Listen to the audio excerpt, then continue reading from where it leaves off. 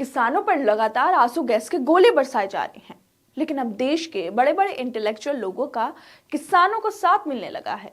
एक तरफ वो लोग हैं जो सरकार की आलोचना करके किसानों के साथ खड़े हैं, लेकिन दूसरी तरफ ऐसे भी लोग हैं जो चवन्नी बनकर सरकार की झोली में गिर गए हैं।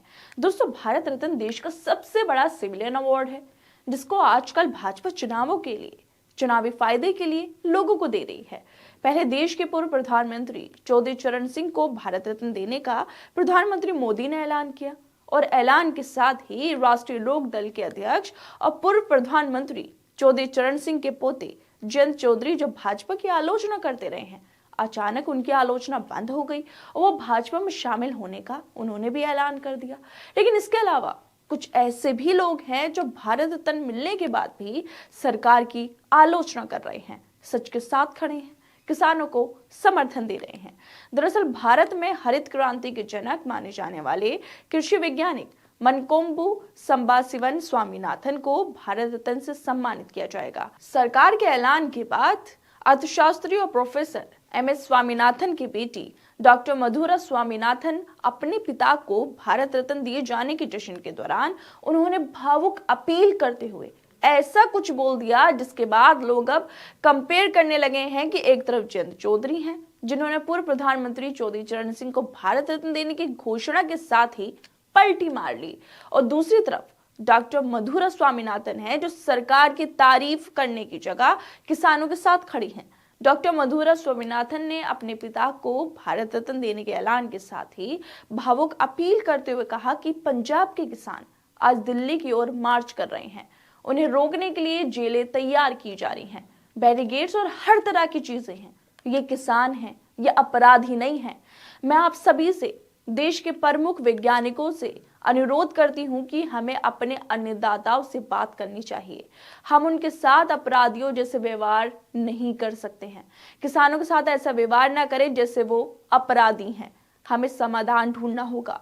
कृपया मैं रिक्वेस्ट करती हूँ कि अगर हमें एम.एस. स्वामीनाथन का सम्मान करना है तो हमें किसानों को अपने साथ लेना ही होगा।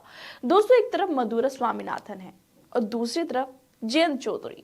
पिता को भारत रत्न के ऐलान के बाद भी मधुरा किसानों की बात कर रही हैं, जिस तरह का व्यवहार उनके साथ हो रहा है उस पर बात कर रही हैं, किसानों के हक की बात कर रही हैं। और दूसरी तरफ जयंत चौधरी, जो पूर्व प्रधानमंत्री चौधरी चरण सिंह को भारत रत्न की घोषणा के साथ ही बीजेपी का पल्लू थाम कर बैठ गए हैं, बोल रहे हैं कि दिल जीत लिया। वैसे कभी उन्होंने ये भी बोला था कि चवन्नी थोड़ी हूं जो पलट जाऊंगा, लेकिन अब क्या हुआ? वो अब क्यों पलट गए?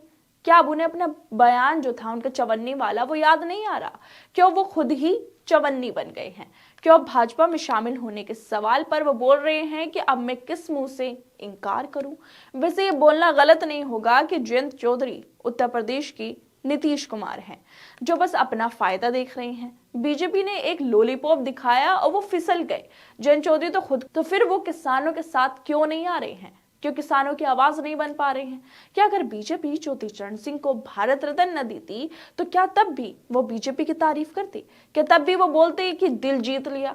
दोस्तों, तस्वीर आपके सामने है कि कैसे बीजेपी ने चालाकी से चुनावों की वजह से जाटों को अपनी तरफ करने के लिए चौधरी चरण सिंह को भारत रत्न देने का ऐलान किया, ताकि जाट नेता उनकी तरफ फिसल सके और बीजेपी इसमें कामयाब होती रहे। लेकिन अब सवाल ये उठता है कि आखिर क्यों लोकसभा चुनाव से पहले ही बीजेपी को भारत रत्न देना याद आ रहा है? क्या भारत रत्न देने का ऐलान बस चुनावों की वजह से है, या फिर बाकी भाजपा को अपने महापुरुषों का सम्मान याद आने लगा है? खैर दोस्तों, आप लोगों को क्या लगता है इस वीडियो पर? हम अपनी राय जरूर दें और बाकी तमाम खबरों को देखने के लिए जुड़े रहिए हमारे साथ।